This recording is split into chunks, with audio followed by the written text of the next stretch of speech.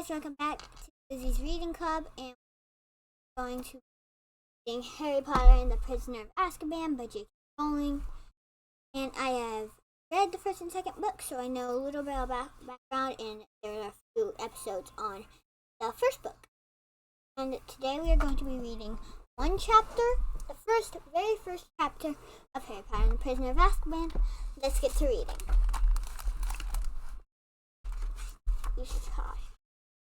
So, all the other books are Harry Potter and the Sorcerer's Stone, Harry Potter and the Chamber of course, Harry Potter and the Prisoner of Azkaban, Harry Potter and the Goblet of Fire, Harry Potter and the Half-Blood Prince, and Harry Potter and the Hallows. Okay, let's get to reading now. There are 22, and the chapter is the Owl Pope. Harry Potter was a highly unusual boy in ways. For one thing, he hated the summer holidays more than any other time. For another, he really wanted to do his homework, but he was forced to do it in the dead of the night. In secret in the dead of the night. He also happened to be a wizard. It was nearly midnight, and he was laying on his stomach in bed, the blankets drawn right over his head like a tent, flashlight in one hand, large leather-bound book, a history by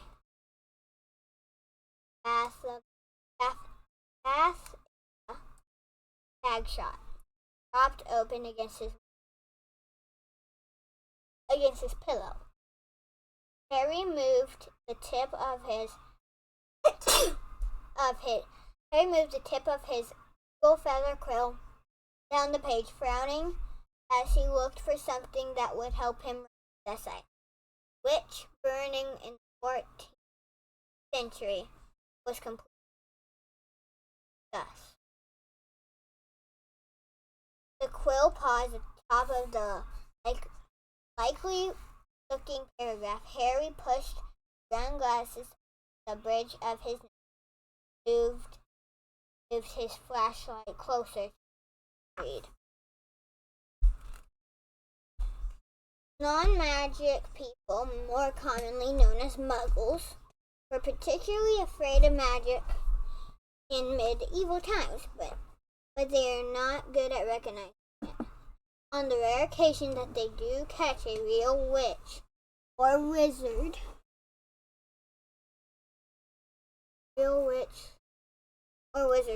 would perform. A real witch or wizard burning had no effect whatsoever. The witch or wizard would perform a basic flame-freezing charm and then pretend to shriek with pain while enjoying a gentle tickling sensation. Indeed, windling the weird enjoyed being burned so much that she allowed herself to be caught no less 47 times in various sizes. Harry put his quill between the teeth and reached underneath his pillow for his ink bottle and a roll of parchment. Slowly and very carefully he unscrewed the ink bottle, dipped his quill into it, and began to write, pausing every now and then to listen, because if any of the Dursleys heard the scratching of his quill on their way to the bathroom, he'd probably find himself locked in the cupboard under the stairs for the summer. Dursley family of number 4 Pivot Drive was the reason Harry never enjoyed his summer holidays. Uncle Vernon and Aunt Petunia and their son Dudley were Harry's only relatives. They were muggles. They had a very medieval attitude towards magic.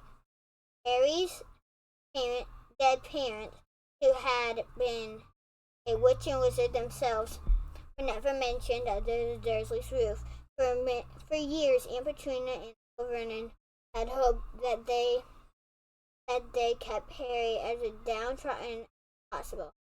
They would be able to squash the magic out of him to their furry. They had been unsuccessful these days. They lived in terror of anyone finding out that Harry had spent most of the last 2 years at Hogwarts School of Witchcraft and Wizardry. And the most they could do, however, was to lock away Harry's spellbooks, wand, cauldron, and broomstick at the start of summer break, forbid him to talk to the neighbors. This separation from his spellbooks had been a real problem for Harry because his teachers at Hogwarts had given him a lot of holiday work. One of his essays, a particularly nasty one about drinking potions, was for Harry's least favorite teacher, Professor Snape. He would be delighted to have an give Harry detention for a month. Harry had therefore seized his chance in the first week of holidays. Uncle Vernon and Dudley had gone out into the front garden to admire Uncle Vernon's new company car in very low voices, in very loud voices, that the rest of the street noticed too. Harry had crept downstairs, picked the lock on the cupboard under the stairs, grabbed some of his books, hidden them in his bedroom as long as he didn't leave any spots of ink on the sheet. Dursleys need never know that he was studying magic by night. Harry was particularly keen to avoid trouble with his aunt and uncle at the moment, as they were already in a especially bad mood with all because he received a telephone call from a fellow wizard one week into vacation. Ron Weasley, who was one of Harry's best friends at Hogwarts, came from a whole family of wizards. This meant that he knew a lot of things that Harry didn't, but he never used a telephone before. Most unlikely it had been Uncle Vernon who had answered the call. Vernon Dursley speaking. Harry, who happened to be in the room at the time, froze as he heard Ron's voice answer. Hello, hello, can you hear me? I want to talk to Harry Potter. Ron was yelling so loudly that Uncle Vernon jumped and held the receiver a foot away from his ear, staring at it with an expression of mingled fury and who is this? He roared in the direction of the mouthpiece. Who are you? Ron Weasley. Ron bellowed back as though he and Uncle Vernon were speaking from opposite ends of a football field. I'm a friend of Harry's from school. Uncle Vernon's small eyes swivered around to Harry, who was rooted to the spot. There's no Harry Potter here, he roared, holding the receiver at arm's length as though frightened it might explode. I don't know what school you're talking about. Never contact me again. Don't you come near my family. He threw the receiver back on the telephone as if dropping a poisonous spider. The fight that had followed had been one of the worst ever. How dare you give this number to people like you? Uncle Vernon roared, spraying Harry with spit. Ron obviously realized that he had gotten Harry into trouble because he hadn't caught again. Harry's other best friend from Hogwarts, Hermione Granger, hadn't been in touch either. Harry suspected that Ron had warned Hermione not to call, which was a pity because Hermione, the cleverest witch in Harry's year, had Muggle parents, knew perfectly well how to use a telephone, and would probably have had enough sense to say that she was Hogwarts. So Harry had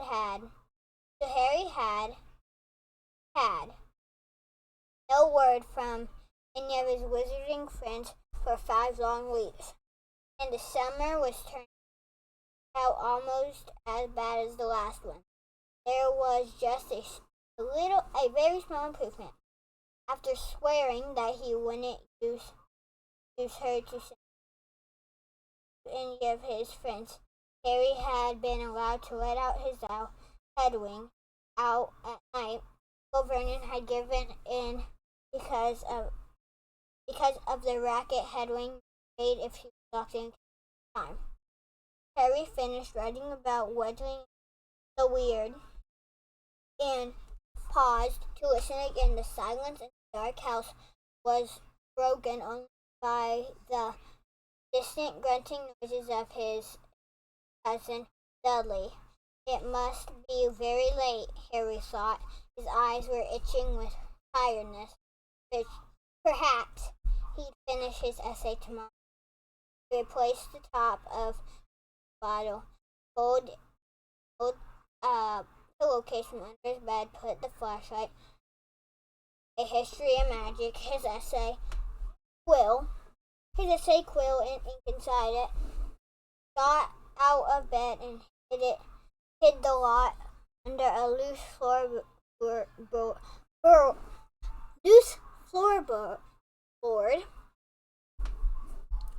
under his bed.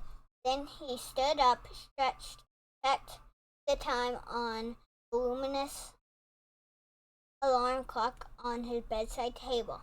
It was 1 o'clock in the morning. Harry's stomach gave a funny jolt.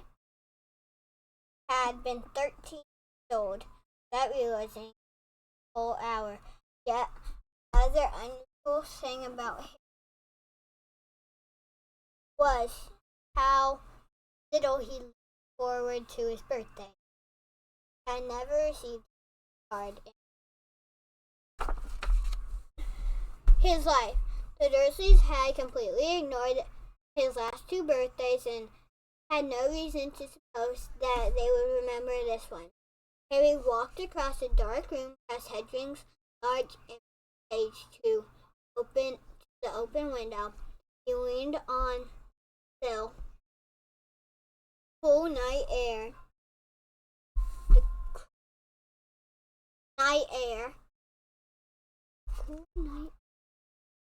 Pleasant on his face. After a long time under the blankets, Hedwig had been absent for nights now. Harry was worried about her. She'd been gone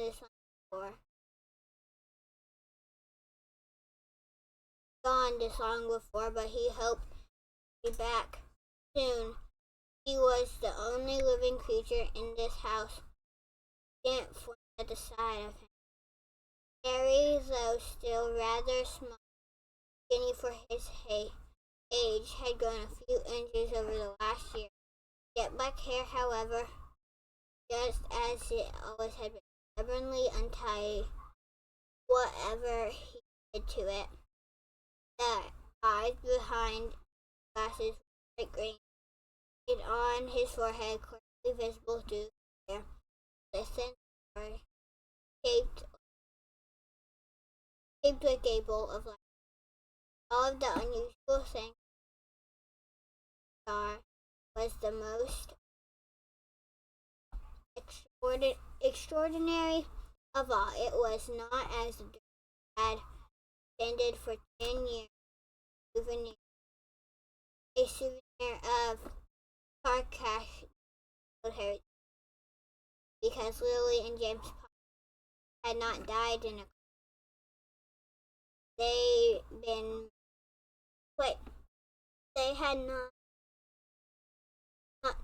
They had been murdered by the most feared dark wizard for 100 years.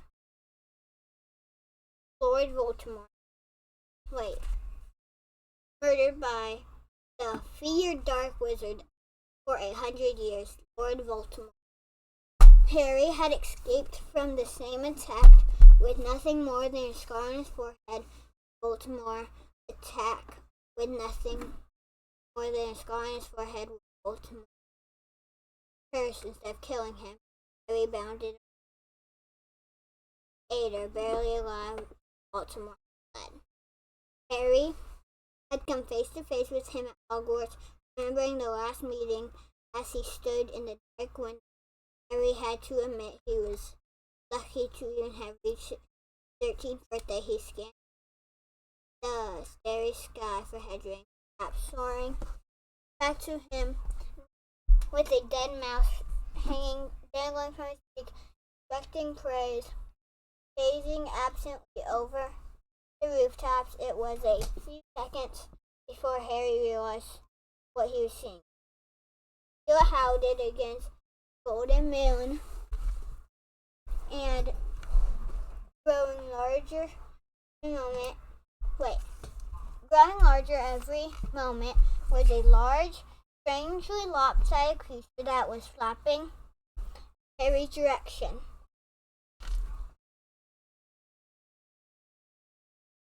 He stood quite still, watching it sink lower and lower.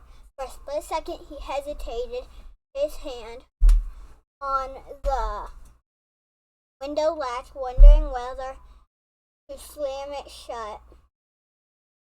But then the bizarre creature soared over one of the street lamps of Pivot Drive. Harry realized what it was. To the side, through the window, soared 3 owls, 2 of them holding up the third, who appeared to be unconscious.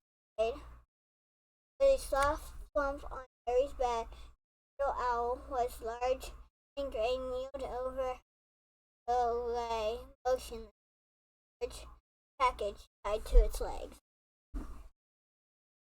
Harry recognized the unconscious owl at once. His name was Earl. He belonged to the Weasley family.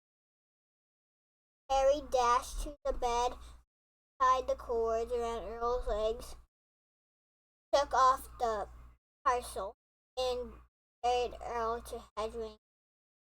Earl opened one weary eye and gave a feeble hoot of began hopes. Harry turned back to the owl's one. The large snowy female, his own Hedwig, was carrying the parcel, looked extremely pleased with herself. She gave Harry a affectionate nip with her beak as he moved her burden, then flew across the room to join Earl. Harry didn't recognize his third owl, a handsome tawny one, but he knew at once where it had come from. His addition of the third package was a letter bearing the Hogwarts crest. When Harry relieved his owl of his burden, it ruffled its feathers and stretched his took off through the window into. Harry sat down on his ripped off the paper and distributed a present in gold, and wrapped in gold, and his first ever birthday card.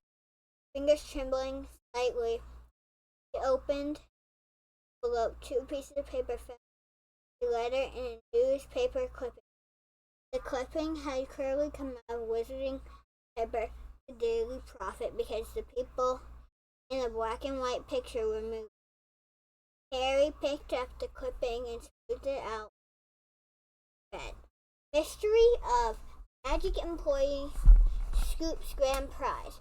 Arthur Weasley, the head of the Museum of Muggle Artifacts office at the Ministry of Magic, has won the annual Daily Prophet Grand Prize Galleon draw.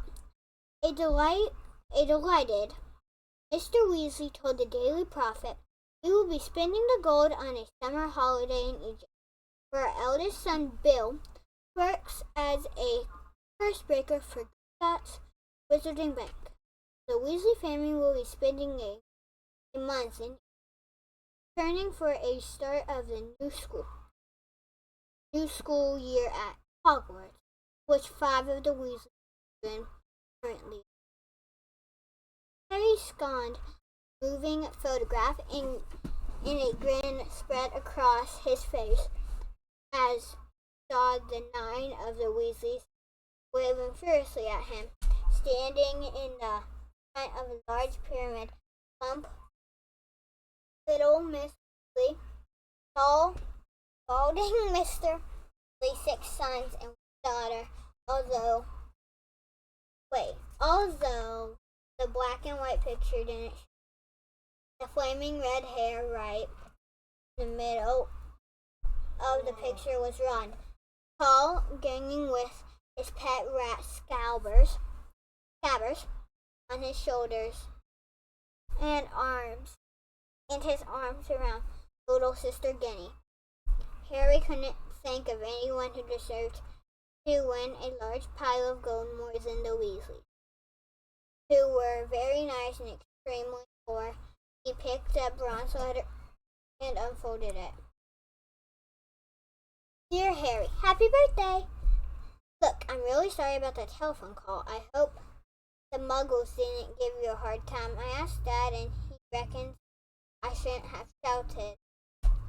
It's amazing here in Egypt. Bill's taken us around all the tombs and you wouldn't believe the curses those old Egyptian wizards put on them. Mom wouldn't let Ginny come in the last one. There were these mutant skeletons in there of Muggles who'd broken in and grown extra heads and stuff. I couldn't believe it when Dad won the Daily Prophet. 700 gallons. Most of it's gone on this trip, but they're going to do one. He remembered only two was an occasion when Ron's old one snapped, and it happened when the car the two of them had been flying to Hogwarts had crashed into a tree on the school's grounds. We'll be back in about a week before term starts. We'll be going up to London to get my wand and books. Any chance of you meeting down there? Don't let the Muggles get you down. Try and come to London, Ron. Yes. Who's head boy? Got the letter last. Harry glanced back at the photograph. Percy, who was in his 7th and final year of Hogwarts, was looking partially smug. He had pinned his head boy badge to the fez perched gauntly on top of his neat hair, his orange-trimmed glasses flashing in the Egyptian sun. Harry now turned to his present and unwrapped it. Inside was what looked like a master glass spitting on top. There was another note from Ron beneath. Harry, this is a pocket stethoscope.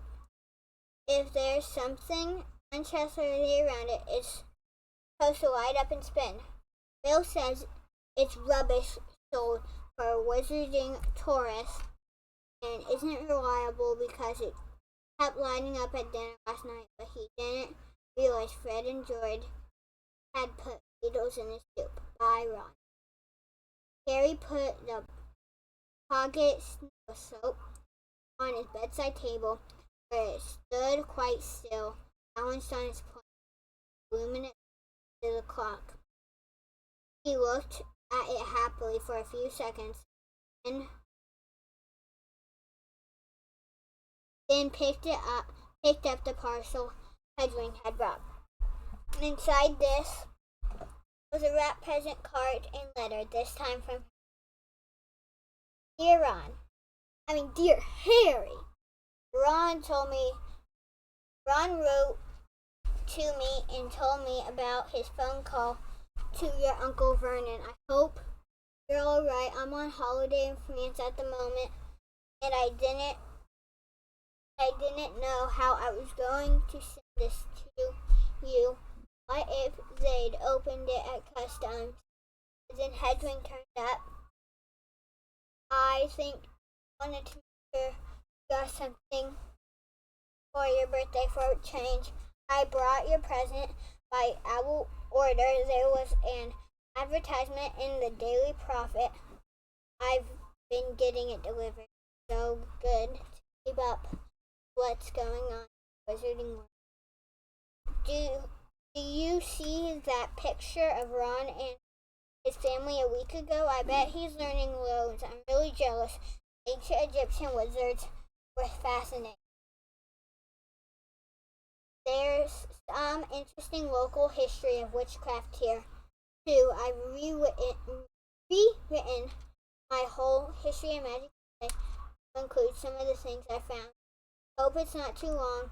2 rules of parchment, more than Professor Binns asked for. Ron said that he's going to be in London. He's going to be in London in the last of the holidays. Can you make it? I hope I will. Will your aunt and uncle let you come? I hope you can. If not, we're at Hogwarts Express on September 1st. Love from Hermione. Yes. Ron says Percy's head boy. I bet Percy's really pleased. Ron doesn't seem too happy about it. Harry laughed as he put Hermione's letter aside and picked up her present. It was heavy. Knowing Hermione, he's sure it would be a large book full of difficult spells, but it wasn't. His heart gave a huge bound as he ripped back the paper and saw a sleeved black leather case with silver words stamped across it, reading broomstick serving kit. Wow, Hermione, Harry whispered, unzipping the case to look inside. There was a large jar of Fleetwood high finish handle polish, a pair of gleaming silver tail twig clippers on a brass compass to clip on your broom for long journeys, and a handbook of do-it-yourself broom care. Apart from his friends, the thing that Harry missed about Hogwarts was Quidditch, popular sport in the magic world, highly dangerous, very exciting, and played on broomsticks. Harry happened to be a very good Quidditch player. He had been the youngest person in a century to be picked for one of the Hogwarts house teams. One of Harry's most prized possessions was his Nubis 2000 racing broom. Harry put on the leather case aside and picked up his last parcel. He recognized the untidy squirrel, the brown paper at once. This was from Hagrid, the Hogwarts gamekeeper. He tore off the top layer of paper and glimpsed something green, leathery, but before he could unwrap it properly, the paper gave a quiver.